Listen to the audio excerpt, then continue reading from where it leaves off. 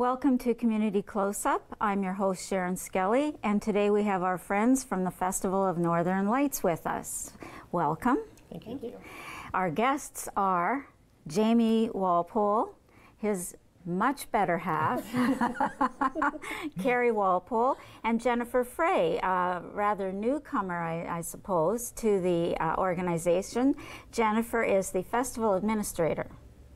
And Jamie is the chair of the board, and Carrie is also a member of the board, and she does, now let me get this right, opening celebration and special events. Yes. And you're also a board member, and you're, I guess, the coordinator of all the special events, as I said. So we're going to have a lot to talk about today. And I guess November is creeping up on us, but with the weather being as it is, it's hard to think about that. It's warm outside today, but you know, it's October right now. But you will be thinking about all the things that are coming up, and you think about the Festival of Northern Lights all year long. That's it's right. not just you know, thinking of it 2 or 3 months of the year.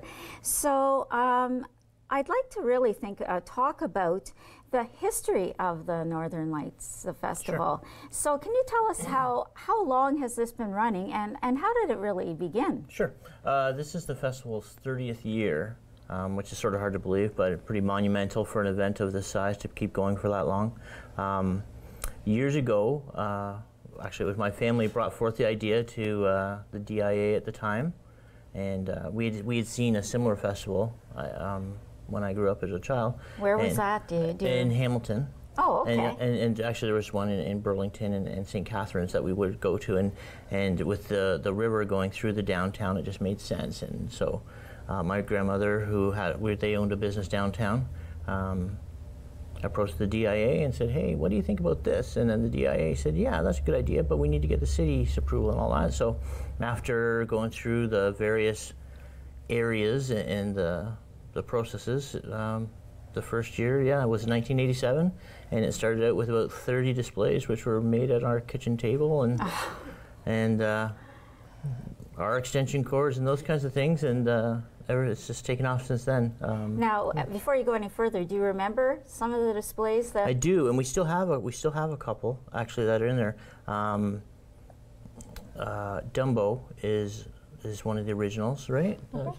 And he's still hanging out there, and then there's a large mural that my dad painted. So there's been a lot of different displays, but those two are still. And Snoopy, there's a Snoopy Doghouse, which is one of my favorites. So yeah, and those ones will always be there. We sort of take special care, and we're going to make sure that those are looked after. Yeah, those are historical. So yeah, and then it's grown and grown, and several years after doing that, the city came on board and really took the festival next level, and in the late 90s and early 2000s, actually the festival won a lot of awards. And in 2010, the city was looking at whether they wanted to continue on with doing it or have it its own sort of organization, and in late 2010 it became incorporated. So it's its own entity run by an independent board, and the city still is a strong supporter of and a key component of it for sure. But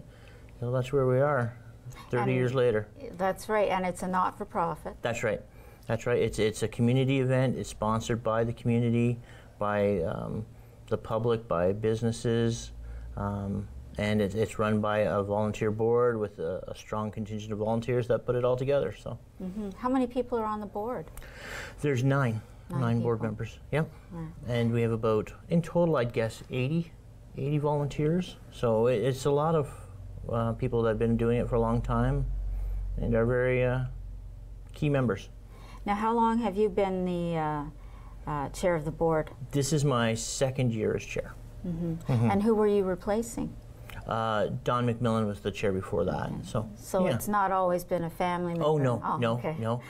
Actually, the family's always been participating in it, but I'd say the last few years is where my family has really gotten back into it. So, and it is a family affair. Carrie and I are part of the board, and the girls, they help out building displays, and Now, when you say girls, that's your children? 2 children, you're yes. referring to? Yes. Yes, so they They're must find, do they know the history of it? Do they yeah. know that it's been a part of your family? Oh, very much so. Yeah, it's important to let them know that that's been And it matters to them, Yes. and it's nice to know that the next generations will be very interested. important, very sure. important. And how much it means to the city. And not just the city, we were talking about this before. I mean, my family has seen it, and you see the busloads of people coming in to view the lights during the festival, because it goes on for quite a while. And it brings money into the city too. It's It does. Not just, It does. It's we spend nights working at Harrison Park. We have a voluntary donation kiosk, and you get talking to people, and yeah, they're from all over.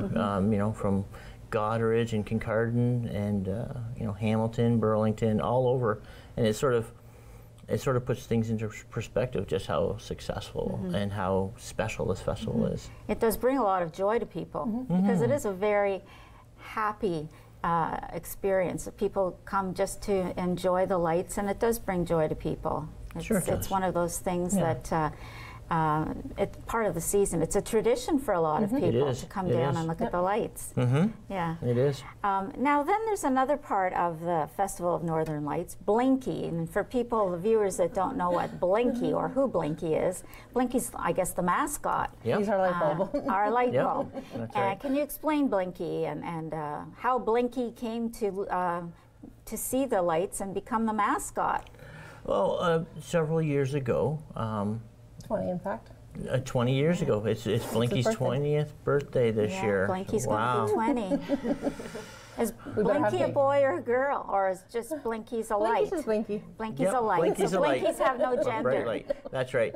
So 20 years ago, it was thought that, you know, the festival, being a community event and family oriented, that there was a need for a mascot. So there was a lot of different designs, and Blinky was born. And Blinky's had a few iterations, and Blinky's looking pretty good these days, and yeah. Sure is for 20. I mean, that's Yes. not old, but you know, for a That's light right. bulb, I guess it is. Because That's I know right. I've seen some light bulbs in my house that don't look like that when they're 20. No, and you'll see Blinky walking around at our different events and Dancing. Dancing, and yes. yeah. So Blinky's Dancing light enjoys bulb, yeah.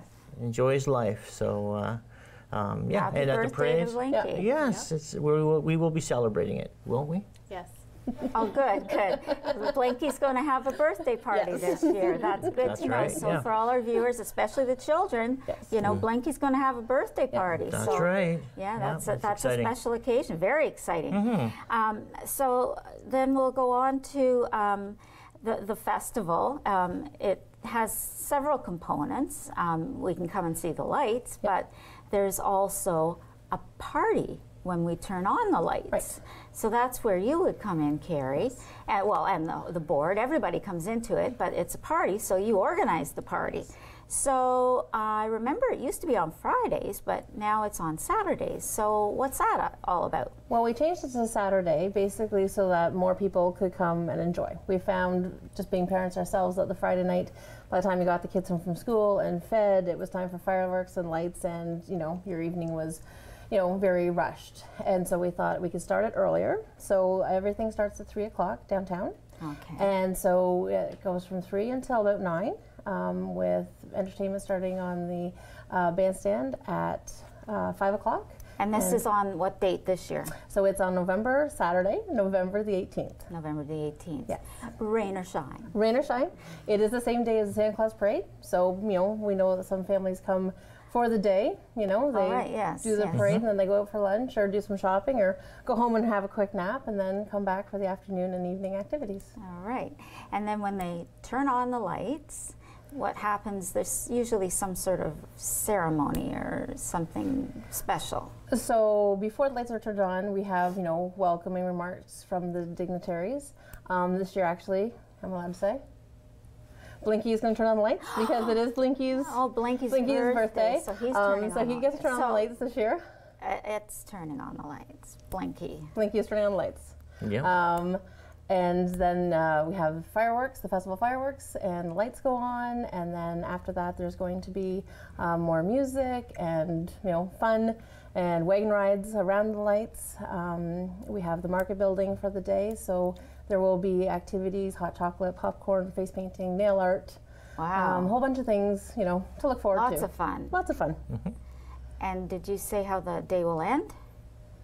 Or does it usually end with Really end. fireworks? The fireworks and the lights kind of go on simultaneously, Oh, okay. or, you know, Yeah, that's, around the that's same right, time. Yeah, Just and kind they of- have incredible fireworks. They are We great. think so. Oh, they're really good The, fireworks. yeah, Yeah. we're very pleased with our fireworks. Love those and, fireworks. It really is a wonderful day when they turn on those lights. And so then, as far as the Festival of Lights, Northern Lights goes, they are on from the date that you light them, November 18th, Yep. until January 7th, January 7th. Yep. And they go right through from what time? 5 till 10. 5 till 10. So it really is a wonderful time to drive through downtown. You see the lights, and you know, you come down 10th Street Hill, and you see the lights, and they're reflected on the water, and it really is beautiful. It is. Yeah. And there's a lot of work that goes into it throughout the year, though. It just doesn't happen like that. I mean, you know. It'd be nice if it did. Yeah, Our there's a- board meets monthly, all year round, and then there's subcommittee meetings several times all year round. Yes, it's volunteer driven. Yes, and as we said before, it's not just something that happens. There's a lot of work that goes into it.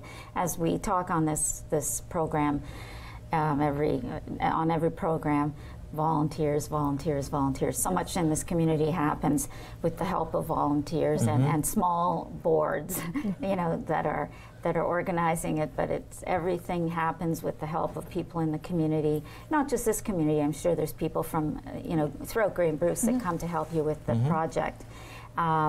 And as you say, for 30 years this has happened. So I'm sure you've had people, lots of people return every year that can, and they're probably getting a little older. So you probably could use a lot of volunteers, new ones, Definitely. coming on. Yeah. The festival is run by volunteers, and every display, every cable is set up by volunteers, along with some of the city's assistants. But yes, some of our volunteers that do the setup and the maintenance of our displays have been doing it for 20, 25 years. A hard-working, great set of people, but we need help. We certainly need help. As those people have been doing a long time, and you know, as everybody ages and all that, we need more help.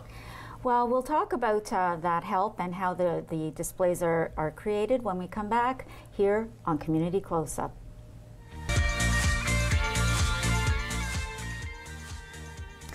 Welcome back, and we're talking to the good folks from the Festival of Northern Lights. And before the break, we were talking about volunteers and how the project really wouldn't even function without help of volunteers. And Jennifer, you're the festival administrator, so you see what happens behind the scenes. And do you help put out the call for volunteers? Is that what you do? Yeah, I've contacted the local high schools to try and get some new kind of younger, stronger blood in this year. There are lots of other organizations we'll be contacting too as things get along, as we have dates kind of picked out for setup. We have a volunteer application form that people can go to the website or stop into the office and fill out. Do students, if they volunteer, would that work towards their volunteer hours? Absolutely. We will sign their sheets for them so they can have their volunteer hours and graduate from high school. Well, that's a bonus. So if students Absolutely. want to get some volunteer hours and work towards a really worthy cause, they can. Now, what's your website, and how can people contact the Festival of Northern Lights? The website is fonl.ca. Festivalofnorthernlights.ca. Yeah, the number at the office is 376-4440. Okay, so extension that'll all 1225. But it's all on the website. on the website. Yeah. Yeah. Do you have a Facebook page? We do. We have Facebook, Instagram, and Twitter. Oh, so people can, especially young people, yeah. they would have no problem navigating that. Yeah.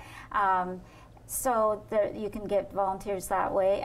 Do you find that you're finding that you may not have enough volunteers this year, or how are you for volunteers? Right now, we actually don't really have many volunteers confirmed, so we definitely are always looking for volunteers. So regardless, we will start probably making calls to say, hey, can you come help us again this year? Okay, so call out for volunteers, absolutely. especially young people. Yep. That would be a great way to get your hours and there's have lots fun. of different areas they can volunteer in as well. Besides the special events, there's the kiosk at the park. There's maintenance, there's setup, so there's lots of different areas that if they have a different interest, we'll find a spot for them. Okay, and where else would you be looking for volunteers, like the high schools, service groups? Service groups, anybody who, you know, electricians, painters, like so they're all different areas that we the trades. definitely like to have help in. Yeah. It's a community event, so anybody in the community is more than welcome to come out and join us and help put this together. We're actually trying something different this year. Jen, what are the dates of the... So October 14th, 21st, and 28th, we're having Saturday kind of 8 to 4 setup drives, I guess you'd say. So yeah, anybody can come out for a couple of hours, a full day, whatever. We'll take any help we can get. Great. All right. So you have a couple of special events that you need help for, but that you're involved in. So the one is the day that you what would you call it? Opening celebration. Opening celebration. But you're involved with the festival in the park. Yeah. So can you tell us a bit about that? So, Well, isn't Carrie involved? very much so. I was going to let Jamie take that one though, because he's the one who's started the ball rolling on it for us. This is actually very, very fresh news to us. We've been working with the city. We will be taking over running the festival in the park. Oh, okay. Yes, the Scenic City Order of Good Cheer has done a great job of it over the last several years, but they want to pass the baton and offer it to us. So we will be taking that up, and our event planning crew are all over it. It's going to be absolutely spectacular. So it literally is. This is hot off the press. We just found out that we officially will be doing this. So And we I just had a meeting this morning and to try to get things started. And that involves things like, Festival in the Park involves things like... So what they've done in previous years, and we're going to have to see what we can do this year, is a bouncy castle, and there's always horse rides back to Santa's cottage, where Santa will be to greet the children. Mrs. Claus will be there with cookies and cake decorating in the hall, and there'll be food vendors there, and yes, and the Boy Scouts will be there, possibly doing bannock, and they did funnel cake last year, which I know our girls loved. who doesn't love funnel cake? I mean, really.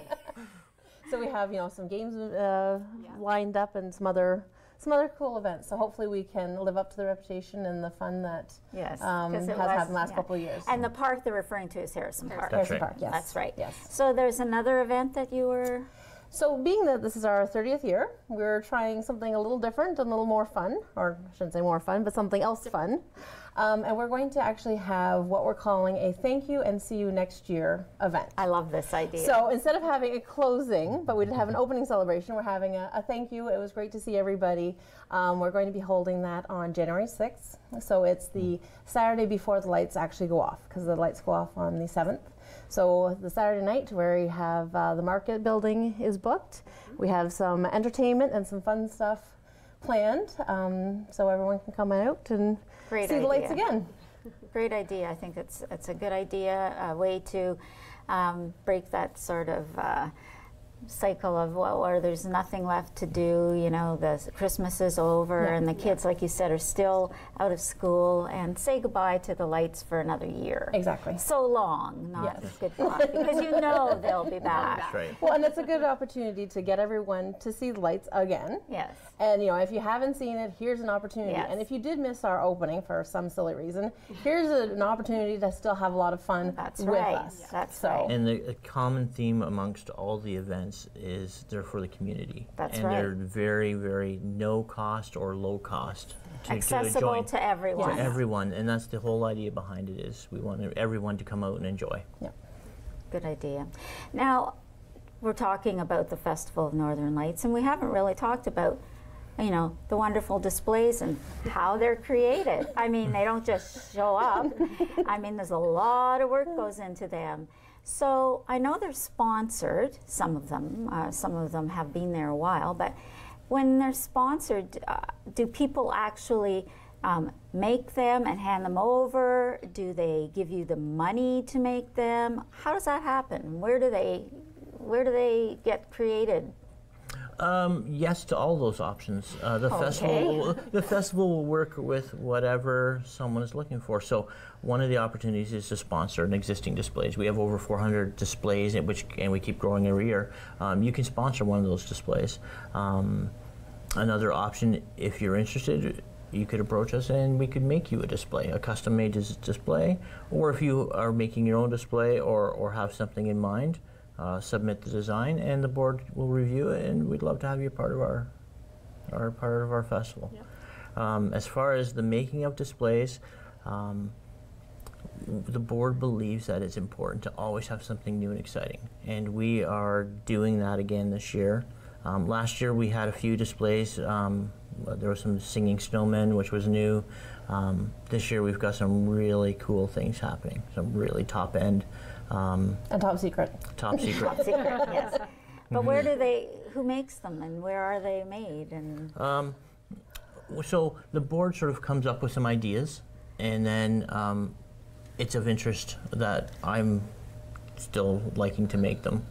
So we sort of throw some ideas together, and then the board says, "Yeah, let's do that." And then we've got a long-standing partnership with Rob Thomas of A Twist of Metal, who does our metal fabrication, and it's top notch. And then we literally put the lights on it. Yep. This year we're doing something which requires computers and lots of sound. So high tech. we're doing things that were out of our comfort zone this year, and it should be absolutely. I love it. Out of the box. It should be great. Yes. And where are they stored? Like, I mean, you've got all these pieces of display. The festival has a storage location up at Greenwood Cemetery where we store the majority of our displays and fencing and stuff like that. Yeah. So so there are expenses that go along with having the Festival of Northern Lights. So you need funding too. So not only do you need volunteers, you need donations too. So how do you go about getting donations for the Festival of Northern Lights? Basically, we put out a call for sponsorship.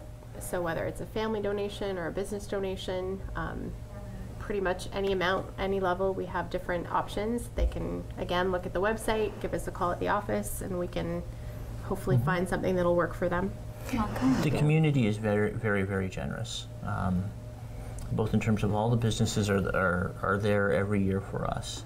The city is there for us, and the public are there for us. We have a kiosk at Harrison Park with a voluntary donation, and people, they drop in some coins, and every dollar helps. And is it there year round? It's there, no, only during the extent of the festival. As we said, we're a not-for-profit, so every cent we generate goes into making this festival bigger and better every year. So what I'm hearing then is that the Festival of Northern Lights can use donations, and you can find information about that on your website, Facebook, any way, social media you have, Instagram, Twitter. You can use lots of volunteers in any way. Students, you can use. Now, do you need volunteers to do security too, or you have that covered? We have a tremendous relationship with Georgian College, who look after our security for our events and for our nightly. Yeah, so you don't need no, we're okay for there. That. But you need volunteers for all the other areas, and you could use tradespeople or anyone that's good with got skills with carpentry, anything like that. So you need people for that. They can also find information on your social media, and you just need community support. You know, so come out to the festivals, put a loonie or toonie in, and every loonie or toonie helps because it adds up. Spread the word. People can come and see the lights and spend money in Owen Sound and Grey Bruce, and that also supports our community at large. Anything you want to add? Have that we've not covered about any events Anything that you want us to know?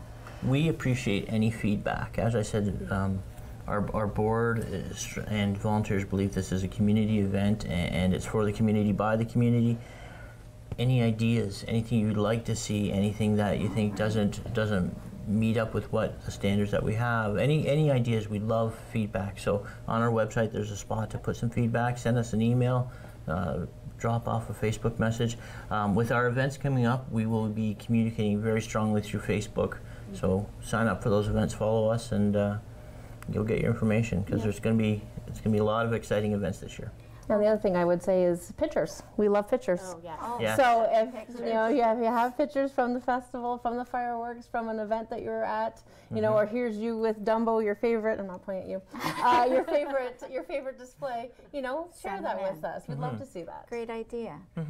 Well, thank you very much for joining us here. It was great to hear about the events that are coming up and to hear the history of the Festival of Northern Lights. I'm sure a lot of the viewers didn't have any idea. And happy birthday to Blinky.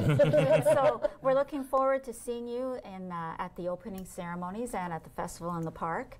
And thank you for joining us here on Community Close-Up. And remember, it's your community, so take part.